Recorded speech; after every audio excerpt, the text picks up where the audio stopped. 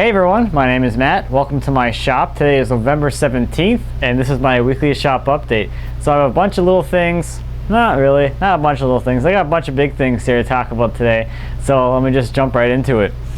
Where's my list? Alright. So a few months ago, Peter Brown put out a video where he made a bracelet using a blanket he made out of epoxy and copper wire. And I thought that idea was just awesome, and I've been wanting to do something very similar to that. If you haven't seen that video, I'll leave a link to that in the description down below. But I had really wanted to make a bowl out of old wires and epoxy. So I finally got to gluing it up this week. So to make this, I made a really simple form. I just took one of my rough turned wood bowls and dropped a plastic bag into it, and I could put all my pieces of wire in there, and then I put a smaller bowl also wrapped in a bag inside of there as well, and then I filled the whole thing with epoxy.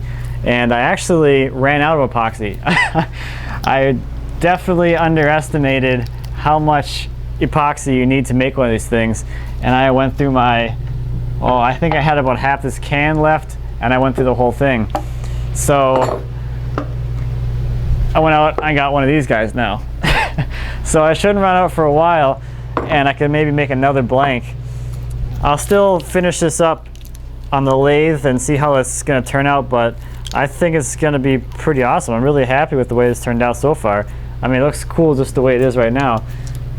The other thing I did is I actually left all the connectors on here because I thought that would be pretty cool if they were in the turning as you were cutting through them. So the connectors are still attached, so I think that's going to be pretty cool. I don't know what I'm going to turn this, but I have it, and I've been wanting to do it for a while, ever since I've seen it. So check out his video if you haven't already, and look for something from me in the future at some point whenever I get around to actually turning that thing down.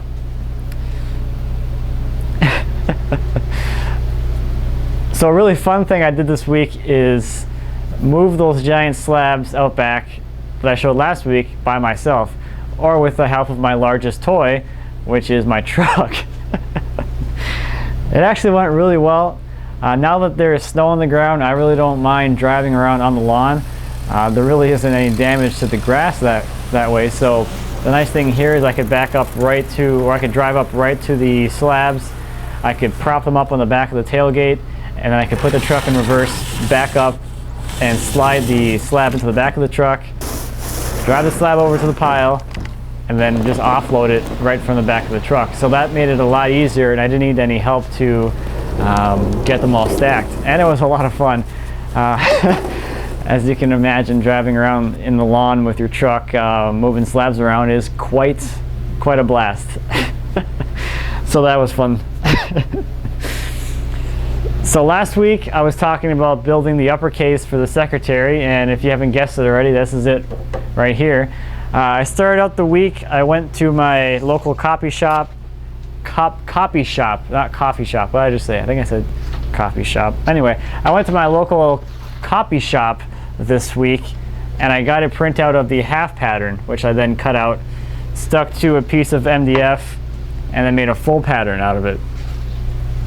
So once I had my full pattern, I could go to my actual workpiece and I can kind of figure out, okay, where do I want this to be, on the board, so I get the best grain that I would want for the piece.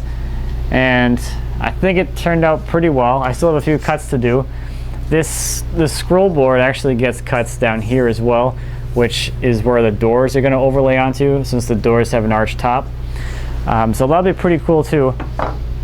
So once I have my template made, I could start actually working on the actual upper case. So let me show you how that came together, or how it's coming together so far. So this past Thursday, here's what I was able to accomplish.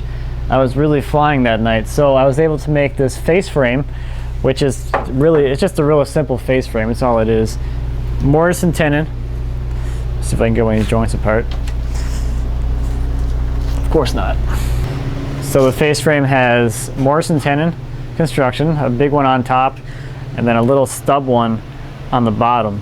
So the construction style here on the actual case is all dados actually, and what actually holds the whole thing together is the face frame when it's glued on to this whole cabinet. Now normally when you're making a cabinet like this, you end up with you would end up with what you would have a top and a bottom that's dovetailed into the sides, and that really locks everything together. Whereas here you have dado joints, which really aren't that strong structurally, but you have that face frame, which is actually locking it all together.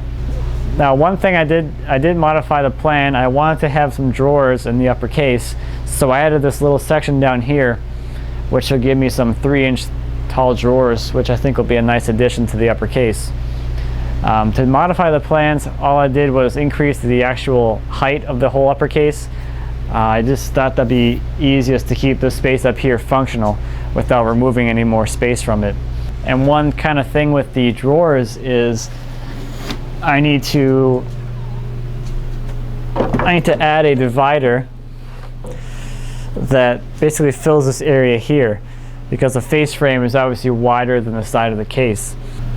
And that's going to be really cool, because that's going to give me basically a dead space in the case, and I'm going to leave that open in the back so that if you ever take the backboards off, it's basically a hidden compartment. You have that area in there where you can actually hide something. So this past Saturday I took a little road trip. I went and I visited my friend Matt, who has a small sawmill operation just outside of town. And I picked up a truckload of walnut. It was about 500 board feet of it, and it's all freshly sawn, it is wet, and it needs to dry. So I thought bringing that back here and stacking it and getting it ready to dry would be a very good video for you all to see. So over the next few weeks I'll be working on a video on drying your own lumber, or rather how I draw my own lumber. So what I'm hoping to do with that video is provide a decent overview of the whole process, so that you have an idea of what it's like to dry your own lumber and what's really involved.